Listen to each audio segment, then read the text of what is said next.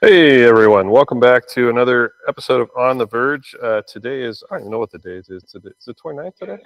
June 30th. Last day of the month. The best, yeah. Anyway, welcome back everybody. Thanks again for following us. And we have a lot of cool stuff to talk about tonight. Well, I say cool stuff. We have a lot of stuff that's not so cool that we're going to talk about. We're going to give you some facts, though. I think people are going to be interested in hearing that.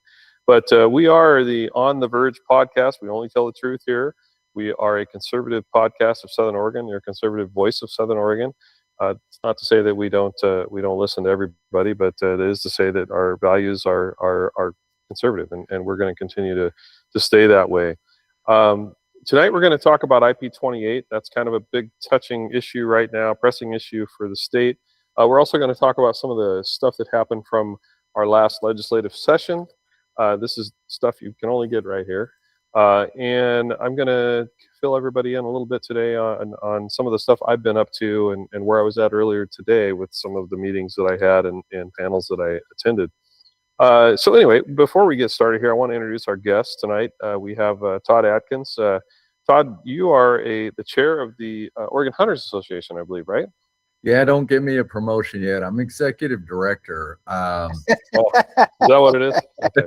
Yeah, that's right. And so I represent our folks, our members, we're a statewide organization founded in the early 1980s. We protect, promote hunting, wildlife conservation. So this IP-28 is all about us, and we're ready for the fight. And I'm looking forward to talking about that tonight. Absolutely, we have a lot of discussion that's coming up on that for sure. Also, my co-host Trent. Who are you? Well, I'm still Trent Drake. I am the executive chair of the Douglas County Republican Central Committee, your campaign manager. That's it? Well, yeah, and other than that, I own a company, so that's about it, Yeah.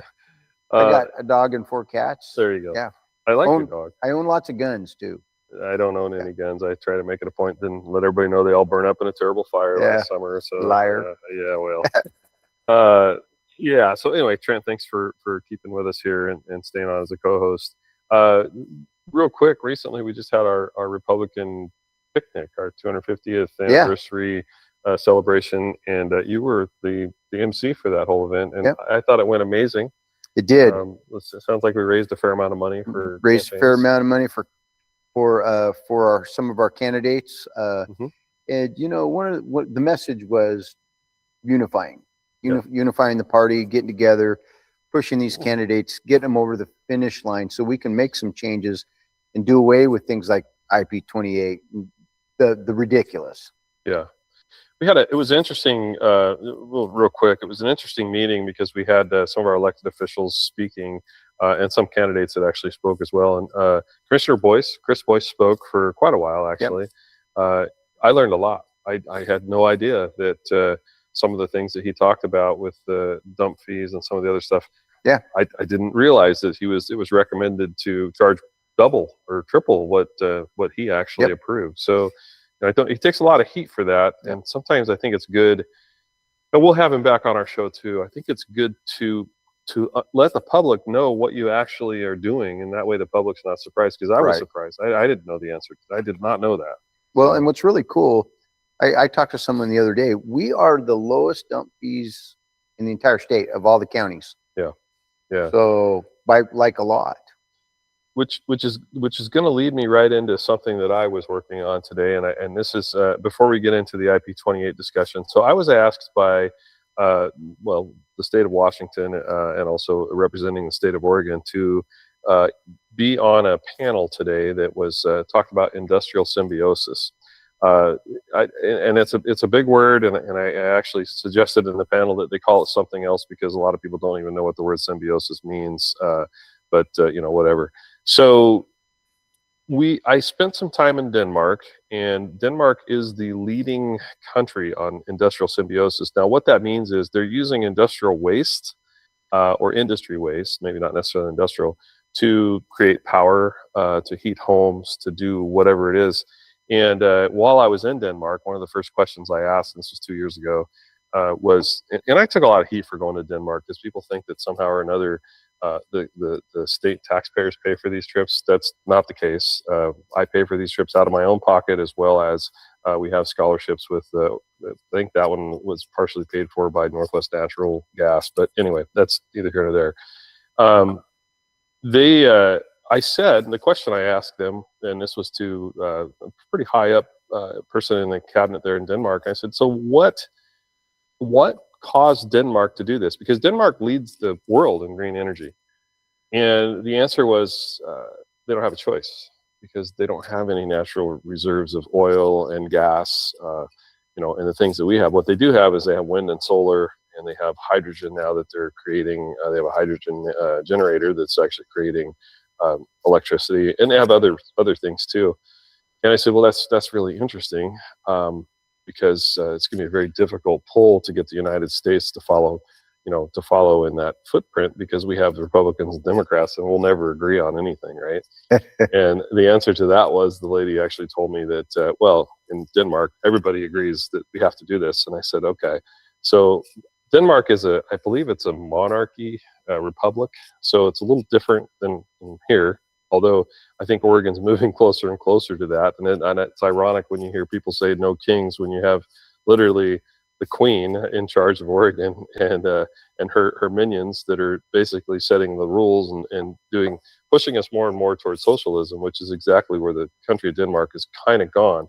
I did more research on Denmark, and I found out that the payroll tax is 63%. So that means for every dollar you're giving the government 63 cents on the dollar out of your income, and who knows? I mean, the rest of it, there's lots of other taxes. Then that's what's paying for all of Denmark's thing. Anyway. Today I met with the ambassador to Denmark, actually the ambassador to the United States from Denmark, and also several people that are related to this. They are trying, and probably will be successful, to push Oregon and Washington into a situation where we start basically creating industrial symbiosis. Now, by that I mean things like we burn our garbage, right? And the byproduct of burning that garbage would be electricity, and they're doing that in Copenhagen. They're actually manufacturing. The Copenhagen, Denmark, is ran by a garbage burner. It's huge. The building is so big. There's a ski resort on the roof. I mean, it's ginormous. The emissions from that building are almost zero, and Denmark as a country can't make enough garbage to keep that running. So they literally bring in garbage from other countries to burn for electricity. It's free. In fact, I think other countries pay Denmark to get rid of it, and then Denmark turns it into electricity and power. So I think that the state of Oregon and the state of Washington are trying to follow suit with Denmark. Now, interestingly enough, the lieutenant governor of Washington was in our meeting with us today, and he came out for the first time and said Washington is signing an agreement with Denmark to follow suit in what Denmark has done, which scared the holy hell out of me. Because although I think it's a great idea to try to be green and try to do common sense things, I'm concerned about who's paying for it. So while I was on the panel, as we got through some discussions, I brought up, and I was really the only Republican on the panel. There was actually one other lady that's also from Washington that's a moderate Republican. But my comment was this: we as taxpayers cannot afford to create this industrial symbiosis. And by that, I mean things like solar power, wind power, battery storage, because you can't have solar and wind without battery storage, because you don't know when the wind's going to blow or when the sun's going to shine. And battery storage is extremely expensive, and nobody wants it in their backyard. Right. And amongst other things. But they're also talking about trash burning, which they've now in Oregon kind of outlawed. Marion County had a trash burner, and I think they shut it down, and other things. I did bring up and emphasize that in Southern Oregon, we have biomass, and there's no reason why we can't go out into the woods that they're literally littered with dead timber on a federal basis, and bring in that and burn it for power, and data centers, whatever the power needs to go to. But I said, we can't burden our taxpayers with this. This isn't going to work. I said, this is not Denmark. This is not a monarchy, and we can't do that. And I think it's incumbent upon us as leaders that we have to find a way to make this happen, if we're going to make it happen, without burdening the taxpayers to the point of insolvency. And I also said that if we don't have manufacturing in this state, then we don't have any way to pay taxes. So that is the part that I just don't understand how the Democrats can't get. I don't understand how they want to tax you to death. They want to increase your fuel taxes. They want to tax you on everything they can. But it's like that money just doesn't magically appear. It happens because people have jobs. And we don't have jobs. We're going the wrong direction. The jobs that are being created in the state right now are state-funded jobs, healthcare jobs that are state-funded. So anyway, they always like to have one person on the panel that will tell them like it is, and I'm that guy. So, well, and the sad thing is too is we have electric plants that run on natural gas that put out zero emissions, and they shut those down. Yeah, but they have zero emissions. But you want to burn trash. They do have some emissions, but it's not very much. It's very little. It's scrubbed. It's in Denmark, they scrub it really well. Yeah. But again, Denmark is, I can't remember the population, but it's very similar in population to the state of Oregon. It's not a very big country. They might have 1 million people more, but on a small basis, some of these ideas can work. On a large basis, like countrywide basis, we have to have nuclear. That is the only way that it's going to work. Is we have to have nuclear power, because Europe has that too. Well, Europe has a lot of that, and so and Canada is pushing it too. And that was another thing we talked about. It's like, well, base load electricity happens because you have a base consistent load. So if for some reason the power spikes and you're running hydro, which is what most of our power comes from right now, is hydro, you can turn the power up. You can release more water through the dam, whatever you need to do to create more energy, more power. And that happens in the summertime when people run their air conditioning, and in the wintertime when they run their heaters. Solar and wind don't have a base load. You'd never know what they're going to be able to produce or how much they're going to be able to produce. And so they have to have battery backup. But battery backup is finite. So it's not like a river. You can't just turn it on and turn it off and have an infinite supply. And we could go into the whole weather systems and the night and day and all that kind of stuff. But these are all things that people don't talk about. They talk about how great it is to have solar electricity. Well, solar electricity is fine. It's great. It's cool. But on the other hand, out of the other side of their mouth, they will tell you that by the year 2035, all of the cars in Oregon have to be electric. And I will tell you that we don't even come close to meeting those energy needs right now, let alone if we add data centers to the mix, which I'm sure we will be adding data centers. So that is the problem in politics and in energy. And that's the other thing I said too on the panel. I said, we can't continue to push the price of electricity up for the people in Oregon, especially because they don't have jobs. In Denmark, the price of electricity is crazy high, but people have accepted it. I don't know why. Maybe the income's higher. I don't know. Maybe it's just their culture, but we're different here, right? I know my power bill's gone up every bit of 30%, and I can't. None of us can just keep continuing to pay more and more and more. So I guess my point in the conversation is this: there is a lot to be done, and a lot of work needs to happen to make sure. And that's what I told them. We need to ensure that our constituents and our communities can survive this. Just because it's a good idea doesn't mean that it's going to work. And we cannot kill our economy in the name of green energy. Now, there are plenty of folks in Salem, a large number of folks in Salem, that would be more than happy to kill the economy in the name of green energy. How they can go down that path, I really don't know.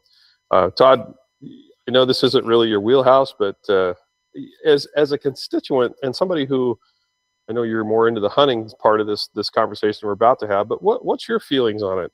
I'd be happy to hear it. My feeling is I'm really, and I'm not looking for an escape valve here. I'm really glad there's a lot of people that are a lot smarter than me to figure this out. It's funny, a couple weeks ago, I took a trip from Portland all the way out, pretty much to the Snake River, all the way to the border of the state. And Columbia River Gorge, obviously, when you travel it today, I almost wish there was a time machine that I could have gotten in. Those server farms, those data centers out there, oh my goodness, the new power grid, if you will, that dominates that landscape with the wind turbines, the solar panels. I got to tell you, we often just fail to take into account the full cost when it comes to the landscape. So something that hunters get embroiled in all the time is, and I'm going to make a point here. I swear to goodness I will, is whether or not we should be allowed to use lead ammunition. And that debate has been ongoing for a very long time, whether or not we should be forced in some way, shape, or form to use non-lead ammunition. And again, that's a nationwide debate. It's been going on for 30 plus years. Well, a lot of people aren't aware a wind turbine spinning out on the landscape, let alone hundreds, if not thousands of them in some areas, they are killing a lot of birds. They are killing a lot of raptors, eagles, hawks, and a whole bunch more neotropical migrants that usually migrate at night, little birds going from Canada all the way south or Oregon all the way south. There are a lot of these costs that are never fully understood, let alone comprehended. So I think what you're pointing out is you actually should be getting everything on the table. Of course, the power grid has to be taken care of. We're using a lot more power in this country year after year after year. We all know about the AI revolution, and that, of course, that grid needs to be upgraded and updated every step of the way. I've always been of a mind, it's all of the above. Of course it is. We have to get everything on the table. From a wildlife management perspective, I just pointed out one problem we have that turbines create. They just do. Another one is these vast solar arrays will actually interrupt mule deer and other large ungulate populations, elk migration corridors. These arrays are massive, and they absolutely unequivocally interrupt those very important migration routes and the connections between certain habitats. So again, I don't have the answer other than we need to get every issue fully vetted and on the table. And it seems to me, it's just me speaking on my own behalf, that we often shortchange that fuller, better understanding of the total costs, the total benefits, no matter which direction we want to go. It's certainly true about nuclear. People tend to just shut down before a full discussion can take place. So what's my opinion? Well, just like everything else, data and science should help us to lead the way. That's how we manage wildlife. That's how we should manage the power grid. And emotion tends to drive bad decision making in all of the above. And we just need to have it all on the table because we're overburdening all of these systems by not exploring things fully. I hope that was helpful. It was very helpful, and it actually brings up another conversation that I'm deeply involved with. And for those of you who don't know, I sit on the Climate, Energy, and Environment Committee for the state. So this is something I deal with pretty much daily, right? I mean, there's always some concepts, and I'm also involved in several work groups. And thank God they've allowed Republicans or conservative folks, whatever you want to call it, to be part of these work groups because they don't have to, right? I mean, but it's been a learning experience, and I tried to stay the voice of reason. So one of the concepts with let's call it green energy, whether it be solar or wind, or for the fact if it was nuclear, it'd have the same issue. But they have to be able to get it from the source to the grid, which is transmission lines, right? And the current transmission lines in the state coming from Bonneville are almost 100 years old. Some of them probably are more than 100 years old. So they can't even handle an upgrade in some of the load they have now. But not only that, the power is coming from different locations, right? I mean, we're trying to get energy from Eastern Oregon where the sun shines more than it does here. And there was a transmission line they've been trying to get installed for, I think, 20 years. It goes from, I think it was Hemingway to Boardman to bring power in. There were 400 different landowners involved in that, and the state wanted to declare eminent domain and just take it. So in 23, there was in our committee, there was one of our representatives that tried to push for a transmission authority, which is basically a committee appointed by the governor, go figure, that would have intimate or eminent domain rights. So if they saw a need to put power from, let's say, Roseburg to Sutherland, they could just do it. They wouldn't have to go to the counties. They wouldn't have to go to the cities. It'd be like, well, we're going to, and they don't have to go to landowners. They'll just go ahead and do it, and they'll give you whatever they feel is appropriate for your property value, which we can get into that discussion, but that's another time.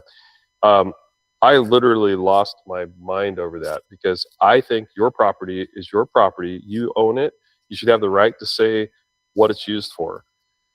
So this year in the short session, believe it or not, the same guy that was pushing it came up with an idea, and I think it's a fantastic idea, and that is running power, potentially even gas, down the right-of-ways, the state right-of-ways. In other words, I-5, right?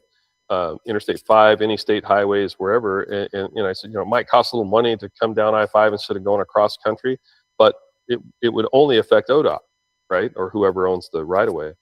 And I said, look, if you will not screw this up, and I won't use the words I used to him, but I said, don't screw this up and keep it on track.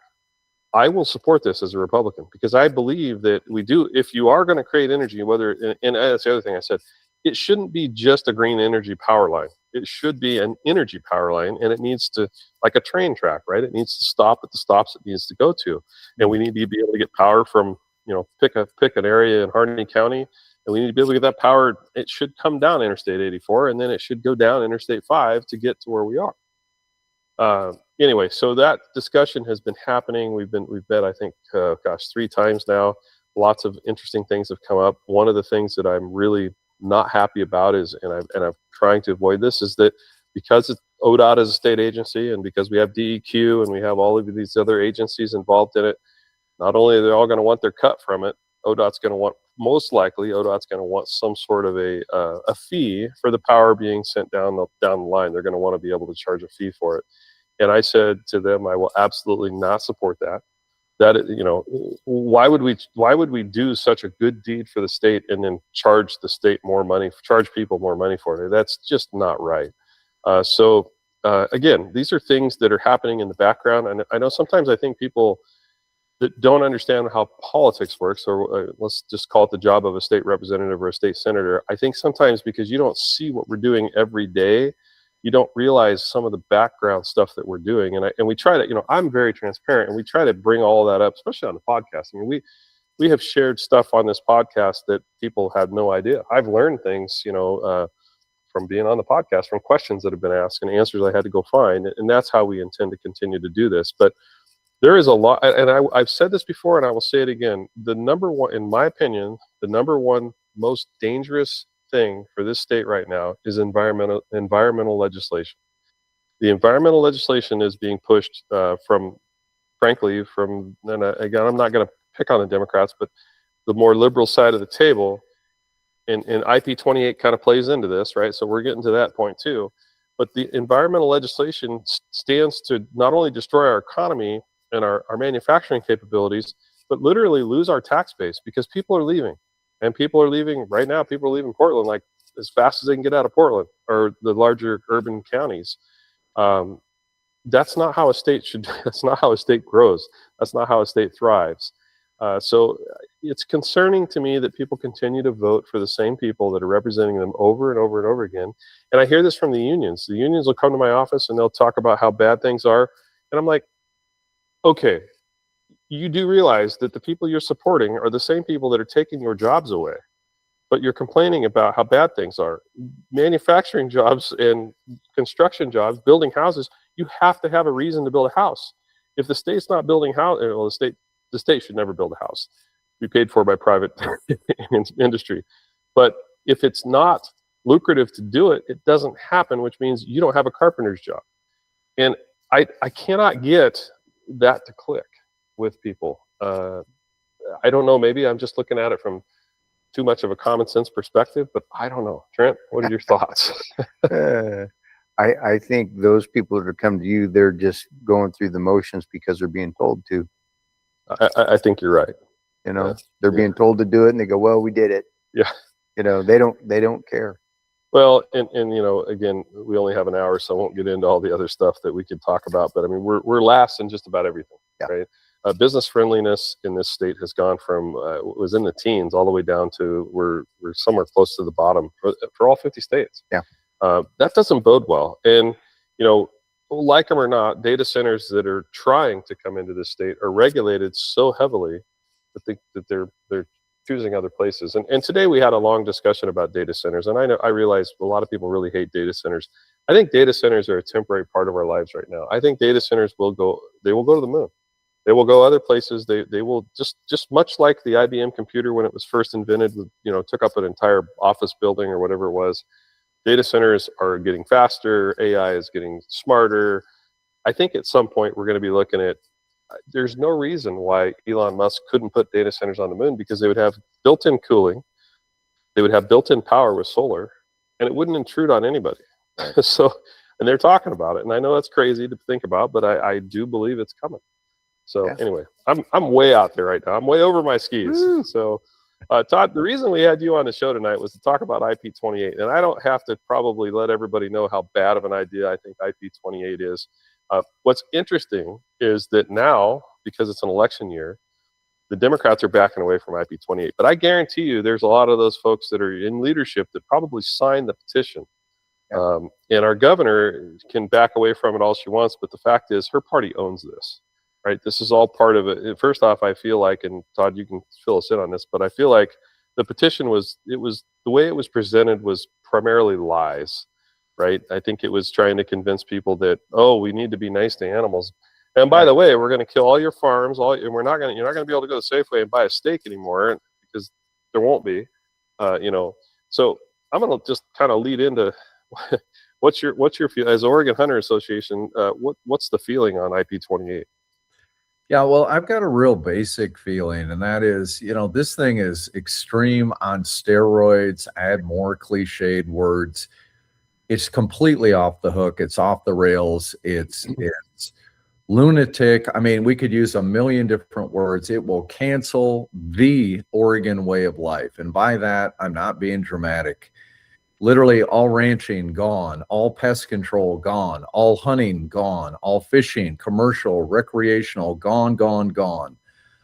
And it's something that I've been fighting for 30 years, this base ideology. It's funny, when you look at IP-28, one of the strongest arguments will likely be for the people in Portland, you can't trap a mouse, you can't trap a rat. Let's just stay real basic with this. Yeah, it's true. You can't go hunting and feed your family. You can't go to the grocery store and feed your family. Let's get more basic. You can't trap mice, kill mice. You can't kill rats. Actual public health issues, right?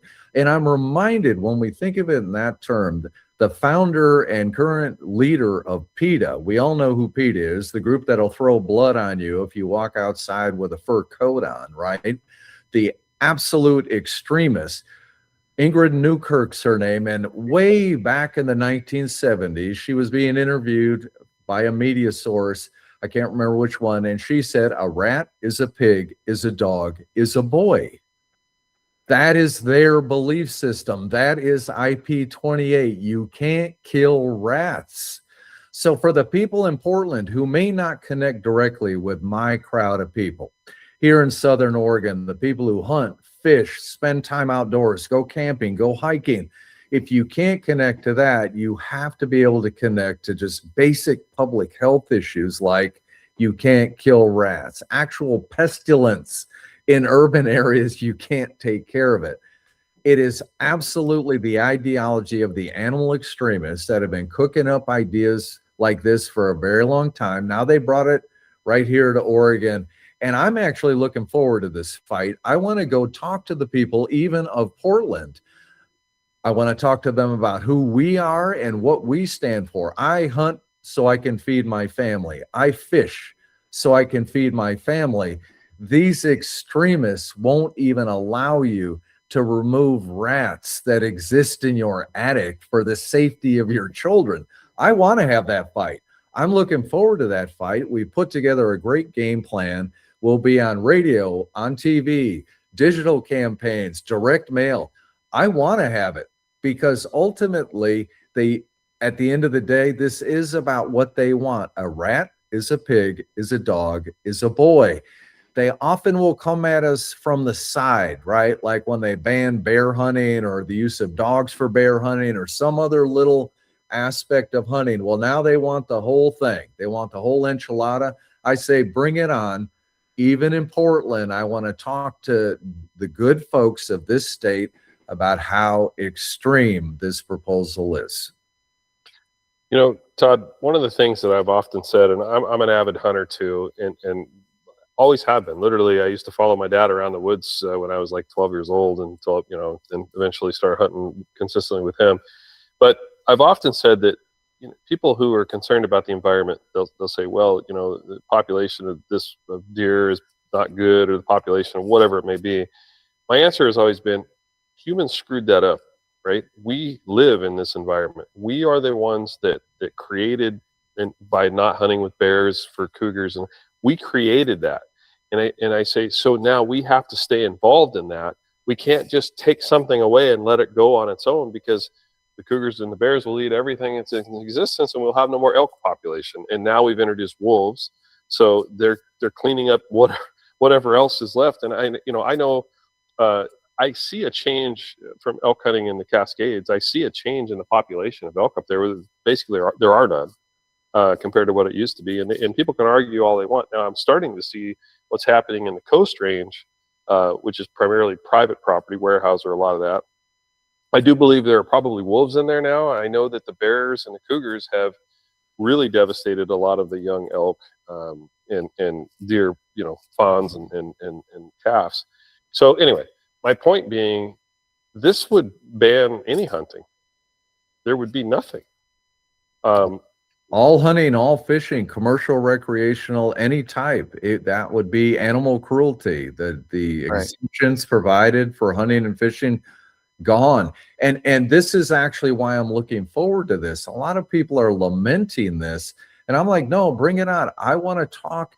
Look, I don't know what the percentage is, but if I get a chance to talk to folks of all political stripes and say that the hunting community, the angling community right now takes care of the wildlife in this state.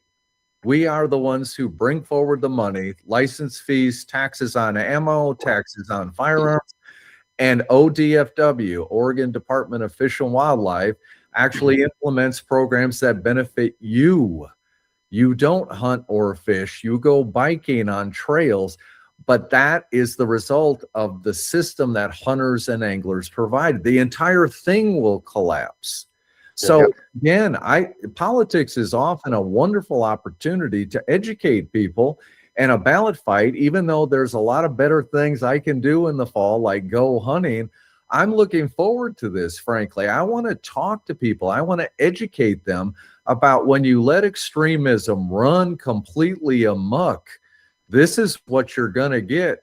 I mean, to be perfectly blunt and frank about it, a rat sitting on your kid's head that you can't do anything about. I want to talk to people about what the extremists want and the end game they're actually after here, the destruction of our entire way of life, not just in rural Oregon, in all of Oregon. You go kayaking, yep, they want that gone too, because the entire system will be corrupted. You like farm to table in your Portland restaurant, gone.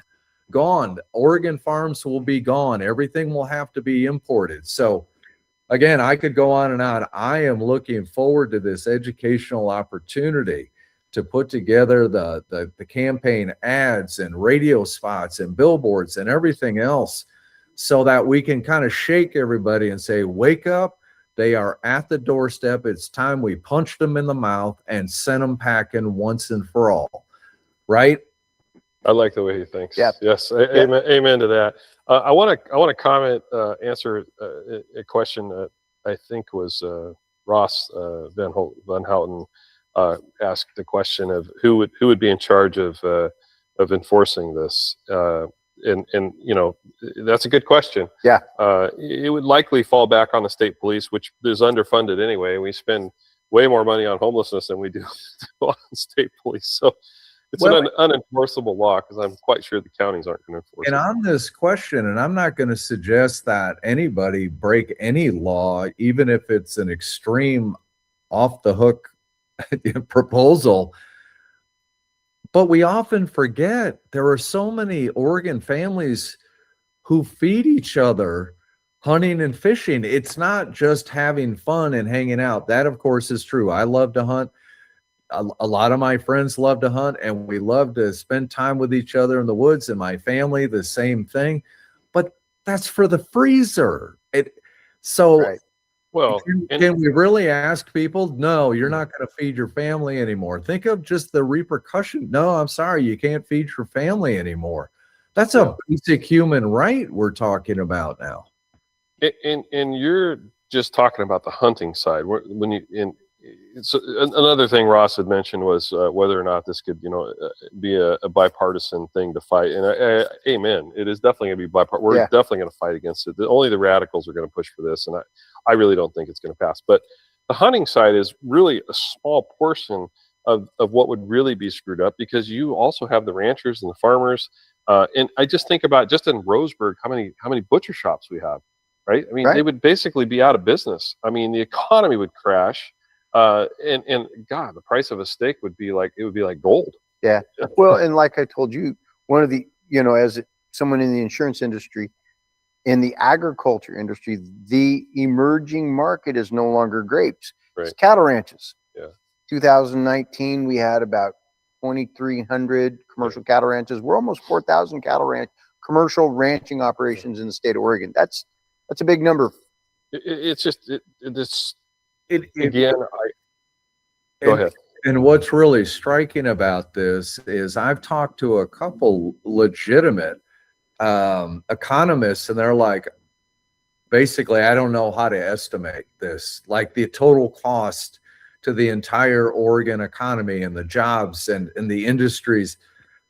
And these are really smart individuals who are very wonky and right and numbers folks, and they're like, I don't even know how to estimate the actual negative impact this would have on Oregon as a whole. When you start to add up all of these little pieces, every single everything in the grocery store, meat, fish, etc., all imported, all of it. Every single bit of it. The distributors that are Oregon based for all of that changed completely. Everything on the coast, everybody who is associated with commercial fishing in any way, shape, or form, gone. Yeah, it's just incredible. Well, and that brings up something I hadn't even thought about. I mean, we talk about commercial fishing. What about guided fishing? I mean, you literally, like, just take, for instance, one river system, the Umpqua River system, which we have an issue with our salmon and our steelhead now because they can't survive because of predation, basically. Even though you have some crazy nut jobs that'll tell you it's the dam that's causing all the fish the fish to die. The reality of it is that particular dam has been here 130 plus years, and we've had robust fish populations up until we made it illegal to hunt seals. They're protected. And we haven't done a damn thing about the smallmouth bass population, or for now the striped bass, or any of the other bass, black bass, that are now in the river system that are eating every small fish that come down the river. So if one thing that does happen is the guided fishing trips do take out some of that stuff. I mean, they actually do smallmouth guided fishing. But literally we wouldn't be able to touch any of the environment. We wouldn't be able to touch any of that stuff. What would happen?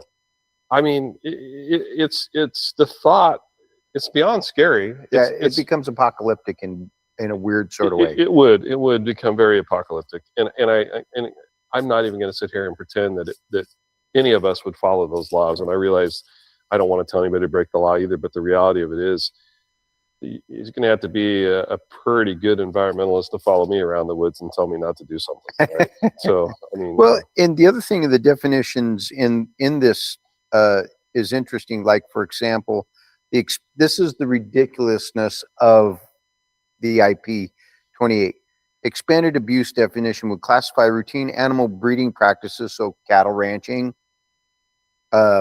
hog farming for impregnating for agricultural purposes as sexual assault. You know, I have so many thoughts on that. Yeah. I can't say on the Yeah. podcast. But, And again, people in Portland, no more dog breeding, no more cat breeding. Gone. Yeah. It just flat out canceled completely. You like to breed Cocker Spaniels? Forget it. It's over. So again, I'm looking forward to having a discussion with people about, and I would like to talk at least in a few minutes. You know, we have the final date for them to turn in signatures on Thursday, and there's interesting things that are likely to happen starting Thursday. So I want to make sure your listeners and viewers have a chance to understand what's coming, because there's a lot coming. Okay, yeah, we'll definitely get to that. Ross had another comment here about, you know, a little bit of a conspiracy theory that this might be a land grab to grab, you know, farms and ranches. I think that's a reach. I mean, I could see some of it on a small scale, but I think that's already happening. I do. I think the state is with solar farms and wind farms. They're already trying to grab land. There would be no reason to grab this much of it. This would pretty much, you're not just grabbing land, you're grabbing literally federal lands too, that where hunting happens would become off. You couldn't, you know, it's different. There's always a side of, I think, government that's a little bit on the dark side. And I guess because maybe I'm too transparent, or maybe I'm a Republican, so they don't come to my office and talk to me about these crazy ideas. In fact, they know better than to come to my office and talk to me about these crazy ideas. But I can't imagine sitting there in my office and having some guy walk in the door in Salem and say, "Hey, I'm here to talk to you about not ever hunting and not ever killing animals again and not ever ranching." right. That would be the fastest lobby meeting I have ever had. Right now, the fastest one was the guy that walked in my office and told me that he wanted to take away flavored cigarettes and flavored cigars. And I said, "I'm just going to tell you right now, I'm not going to support that." And he goes, "Well, what about the kids?" I said, "You need to hit the door, buddy, because we're done." You know, I mean, you don't take away my rights. It's like, if I want to drink myself to death or smoke myself to death, that's my right.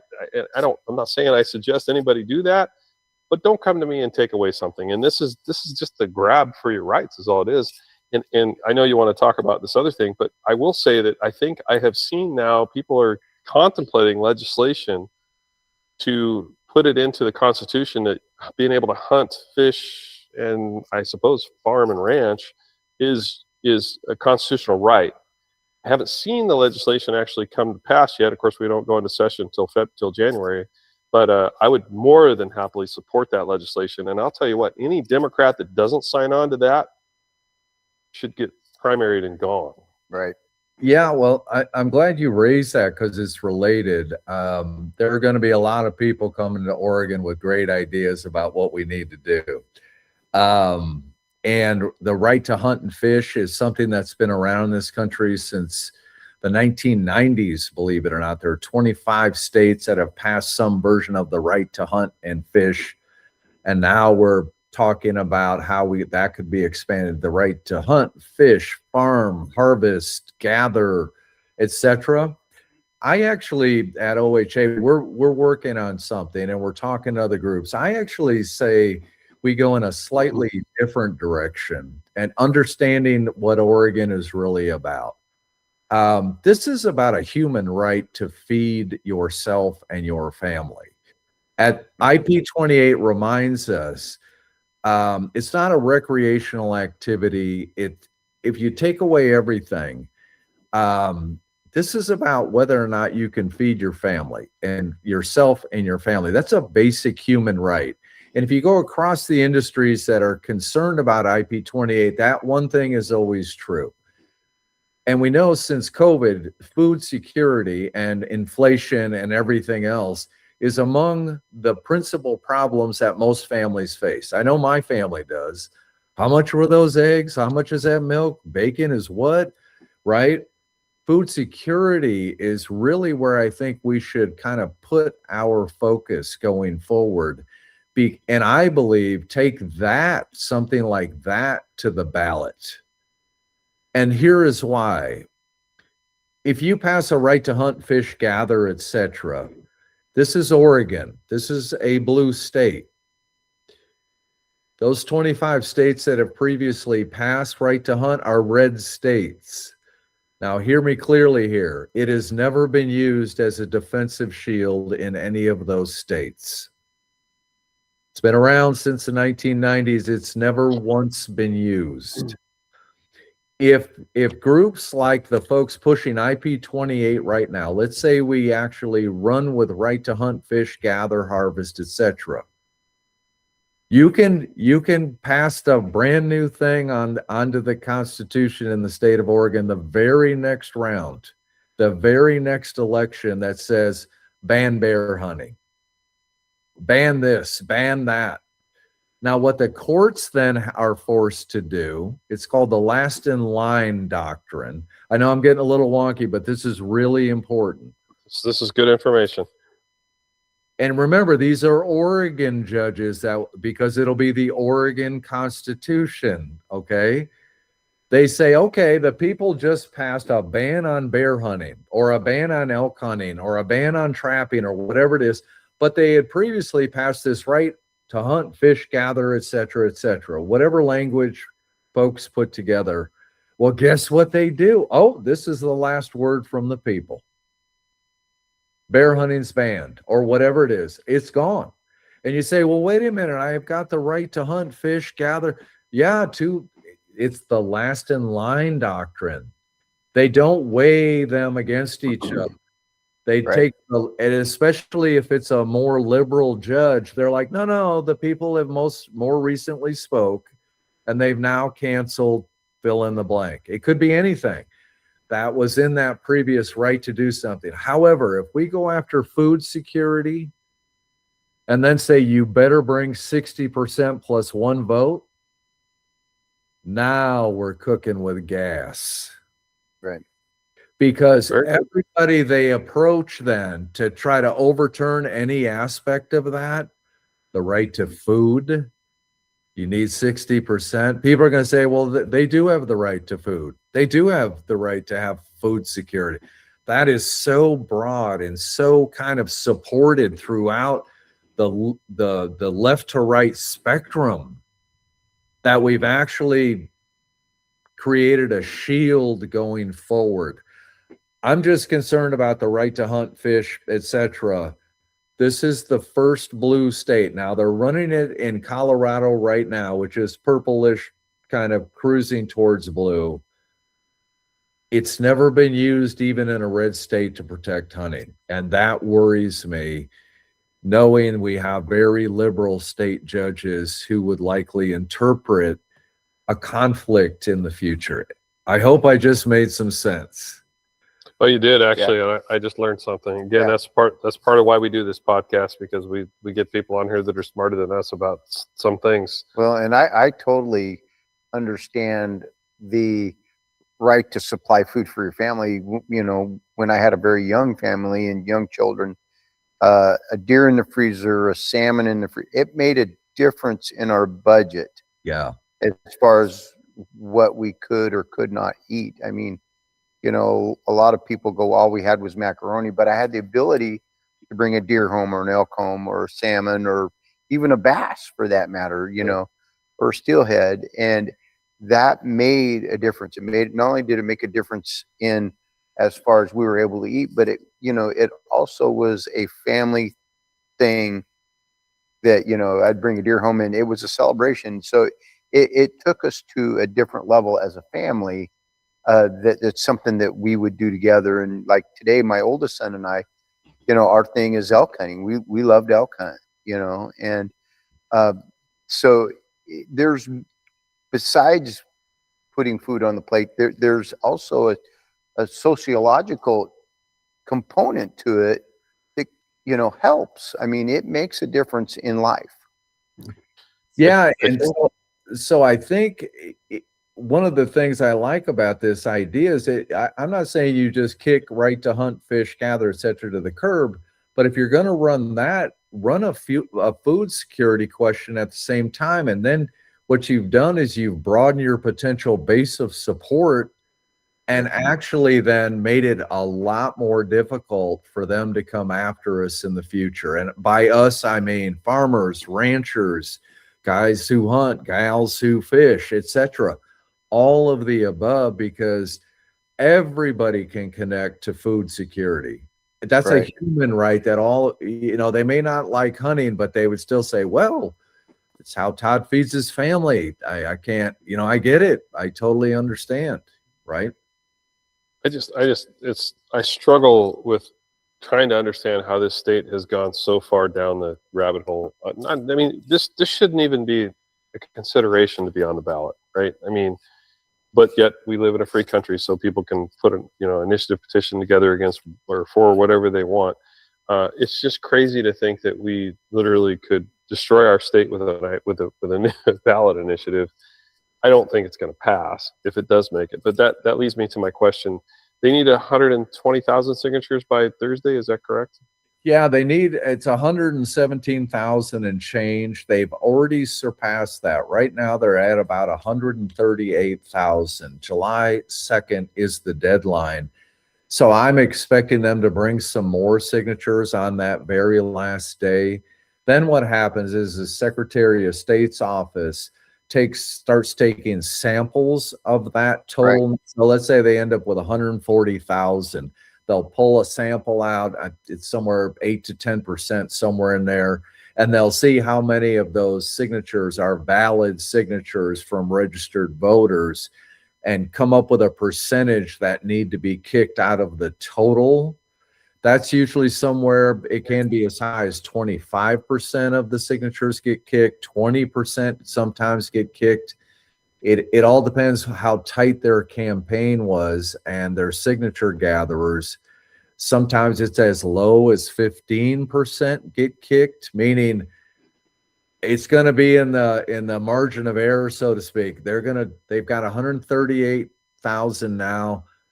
They'll probably kick in a few thousand more at least, and we'll have to wait and see. After July 2nd, it's probably going to take the Secretary of State's office a couple weeks, unfortunately, to determine whether or not they've officially turned in the minimum required, and therefore the question will in fact be certified for the ballot for the fall. Now, OHA, we've already got a big campaign planned. We're already starting to roll kind of the background stuff on that right now. We're gonna gear up as if it's happening, and we can draw back later if it turns out that it doesn't qualify.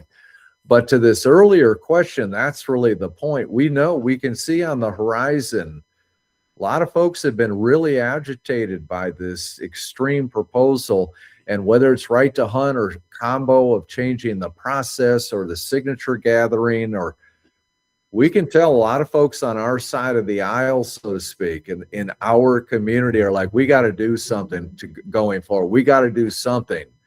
And so we're thinking of a campaign apparatus that through some mechanisms is going to be put to good use one way or the other, quite frankly.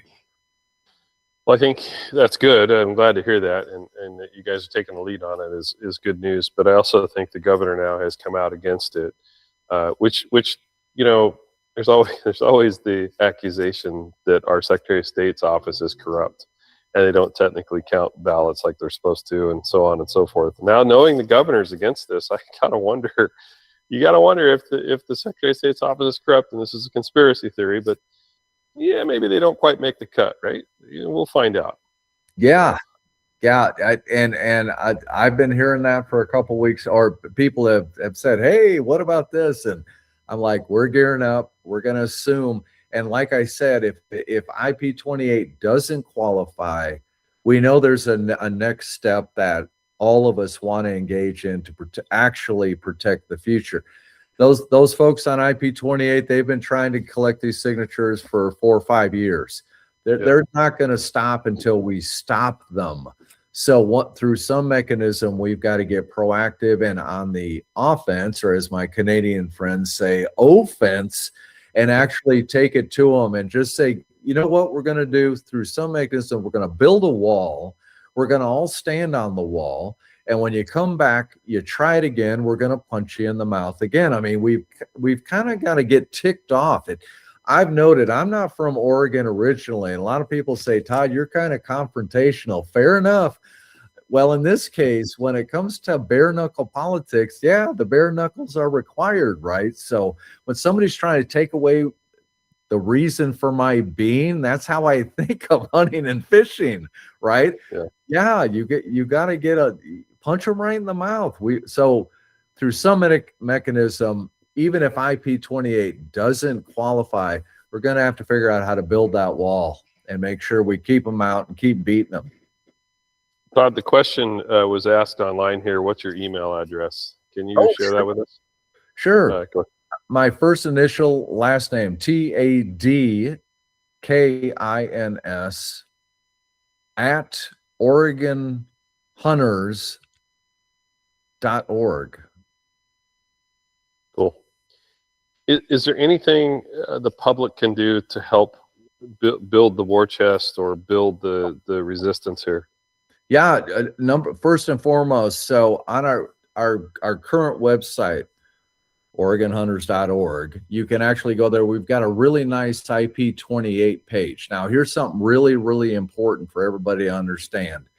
It'll only be IP-28 until it actually qualifies for the ballot. Then it'll become a prop numbered something. Like we might remember the gun proposal was Prop 114. So IP-28 is going to disappear. And believe it or not, people can get confused about that and vote the wrong way or not vote at all later. It'll be Prop something if it qualifies. They can join OHA. We'd love to have you, and we're going to be involved in this fight from day one. Now, I'm going to speak a little bit unusually now. Most executive directors don't say things like this. You got to join something. If you care about this way of life, the outdoors, hunting, fishing, you have to be engaged. Now, again, we'd love to have you at OHA, and we are going to be running a very aggressive campaign. So every dime you want to kick towards OHA is going to end up on the ground convincing voters to do the right thing, educating voters about what this extremism actually will mean and will cost to our future, right? But if you don't want to go the OHA, get engaged somehow, some way. Get active, up and off your butt. Look, I don't know how else they can throw a grenade at us. This thing will cancel everything we hold near and dear to our hearts. All of us in the state of Oregon. Well, damn near all of us anyway. So get engaged and then stay engaged. Pay attention. Talk to your friends, your family. Have you heard about what these goofballs want to do? They want to change our way of life forever. Let's get after it. So that would be my spiel. This country, the democracy, the actual republic that was built how many years ago? It's right around the corner, 250 years. That's right. This republic that was built demands that we care about it. Get engaged. Get engaged through some mechanism so you know what's going on. You hear about what's going on. And even if you're too busy, and I totally get it, we all are, you're giving at least a little bit of money to organizations that are in the public square every day fighting on behalf of all of us. That's my spiel. Well, amen and well said. And you know, I have learned so much tonight. Thank you so much, Todd, for coming on with us. Of course. There's another factor here that's happening in Oregon, and it's not for this show tonight, but the DSA, which is Democrat Socialists of America, have literally seeded Oregon legislature. We have people that are coming into the legislature that literally one of them just knocked out one of our really good moderate Democrat senators for somebody that's a radical Democrat socialist. And this isn't necessarily connected to that, but when you started talking about get engaged, people, we need to be engaged. It happened in Germany, right? Hitler was a socialist. That's how it all started. The whole movement was a socialist start, and it became like Mondami in New York. It became a popular idea because all of a sudden you had free childcare, and you had not Hitler, but Mondami. You got free childcare. You get free whatever rent, whatever. that only works till you run out of other people's money. And socialism we know how it always ends, right? So, again, I'm sorry to kind of go off track a little bit, but it just made me think about that because I had some stuff today that kind of hit me. And I think we need to be engaged as a Republican Party. And by God, we need to quit fighting amongst ourselves. We need to start realizing as a Republican Party, we have to fight for the same cause. We don't have to like each other. Hell, there's probably a lot of Republicans that don't like me, and that's fine. And we don't agree on everything, but we do agree on the basics. And the basics are what they are, and we need to do it. And I'm not going to preach. So anyway, Todd, thank you again. Trent, you got anything in closing? We're kind of to the end of our hour. Yeah, actually, I just want to tail off of what you just said, and we talked about it this weekend. Freedom isn't free. The red stripes on our flag, we're going to celebrate 250 years this weekend. Let's get the reason why. People died on a battlefield. They gave more than most people are willing to do so that we can sit here today on a podcast and go, hey, look, those freedoms for you to complain and bitch and moan are at hand. They'll take them from you. I've been to places where if you utter that in the wrong place, you go to jail. Yeah. And you might not come home. Yeah. Yeah, no, you're absolutely right. And frankly, guys, I guess I can say I'm an insider with the legislature because I deal with this stuff every day and I see it every day. There's a lot of bad happening up there. And I'm going to close with saying this. I do have a lot of respect for the Democrats in Douglas County. I do not believe that Democrats of Douglas County in general, right, in general, there's always the extremes on both the Democrat and the Republican side. I do believe the Democrats in Douglas County are Democrats who believe that we need to have jobs and who believe that they hunt, they fish, they do the things that we all do. They may have some different beliefs on abortion and maybe taxes or some of those other, hot point issues or whatever. But in general, I believe that the Democrats in Douglas County, for the majority of them, they're good folks, right? I mean, we all know, we all have friends that are.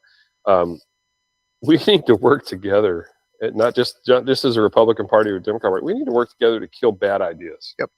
And let me tell you, the government in Oregon and Salem is rich with bad ideas, and we just have to work harder on that. So, Todd, I just want to give you a last word if you have anything else you want to add to it, and then we'll talk about our sponsors real quick and get out of here. No, I appreciate being here. Thank you so much for giving me the time to talk. We're looking forward to this fight. And for everybody watching and listening, this is a fantastic birthday celebration this weekend. So have fun. At the end of the day, sometimes we get all wrapped up in what we're fighting, but have fun this weekend. What a great weekend to celebrate what this country was founded for and about, and enjoy our family and everything else. Amen to that. I bought my fishing license today because I plan on being at a lake by the weekend, and one that's not easy to get to, by the way. I already had mine. Listen, real quick, I want to talk about some of our sponsors. We kind of ran out of time, so we're not going to go into all the commercials, but we do have some really great sponsors. Becky Holmes Insurance. Becky's one of our great sponsors, and today is her birthday. So happy birthday, Becky! I know you're celebrating it somewhere back east with all of 500 friends. You sent me a picture of a bunch of people today. Thank you for your support. Also, Commissioner Boyce is a longtime sponsor now of our podcast and continues to do so. Thank you, Commissioner Boyce. Senator David Brock Smith has been a longtime sponsor of our podcast, and occasionally he comes on and talks to us a little bit too. So thank you, Senator Smith, and for all the work that you do, as well as he's part of the Sportsman Caucus. I think he might even be the chair of the Sportsman Caucus. So that's important stuff. Yeah. We also have is our Looking Glass Brewery up here on the wall. Looking Glass Brewery, the best beer in Oregon, bar none. Plus, July 25th. Yes, we're going to be at Looking Glass Brewery. I think what did we say, 4 o'clock, 5 o'clock, something like that. It'd be after work, or no, it's on a weekend, isn't it? It's on a Saturday. Anyway, we're going to have as many candidates as we can have there, including potentially Miss Drazen herself. Oh, that's true. We're working on, but speaking of unity, we want people to come down to Looking Glass Brewery, come hang out with us, have a beer, the best beer, but talk to the candidates. Ask them those hard questions that you gripe at me about and want me to talk to them about. Go right to the individual and ask them and have that conversation that you should be having with. Absolutely. I'll be there. I answer questions. I don't think anybody can accuse me of being non-transparent. You're buying all the first beers, I'm right? not buying the first round. So. But you know, I'm always open to talking to folks, and it really doesn't matter. I don't particularly get too wrapped up in party lines. It's like if you have a question or something I can help you with, right? I'm always happy to do it. Also, Bob Murray Trucking. Bob Murray Trucking. Bob, if you're back from Tennessee, buddy, we appreciate. He donated 2 truckloads of gravel for our auction that did very well, and he does that all the time. He'll call and go, "Hey, I want to be part of this. Here's this." Yeah, no, great guy. Great guy. And Andrea Williams Abacare as well. She's been a long time sponsor. I think I got everybody. I think so. Sure. But anyway, I want to just close and thank Todd one last time. Thank you for the lead on this fight. Absolutely. And thank you for coming on with us. And I hope you can come back with us and we can have a discussion about how bad this was, but it didn't make the ballot. Right. And or it made the ballot and we defeated it, whatever. But we need to have a future discussion on what we can do with next steps. And then next year's dinner and auction, I can't wait for that again. That was great. I'm gonna try to make next year. No, we're going. I was yeah, out. Just put it on your calendar. Twitter. Yeah. And by the way, Les Poole, I love you too, buddy. Anyway, yeah, lots of interesting comments. So anyway, like and share us if you would. We appreciate it. It gets us more coverage and it keeps us in business. This is not a free podcast. This is put on. We actually have Little Media. And now Spider King Studios helps us with this podcast. We pay them every week to do this. So the more coverage we get, the more exposure we get. Again, I'm saying we're hitting around 1 million people over a 90-day period. The more we get, the better off we are. The stronger we get, the more the message gets out there. So follow us on. We're on not Instagram. We're on Facebook. We're on Apple Music, Amazon Music. We are on YouTube. I know I'm missing. We're on Spotify. What else? Yeah, we're everywhere. So. The intent of this podcast is to bring government to the people and to educate people and to be very transparent and only truthful. And that's our intention, and we're going to continue to do so. So again, thank you, everybody. I'm not sure yet if we're going to do next Tuesday because we've got the holidays coming up and we've got a few things going on. Probably will do next Tuesday, but I'll be in touch. And for that, everybody have a great evening, and we'll see you next time. Thank you. All right.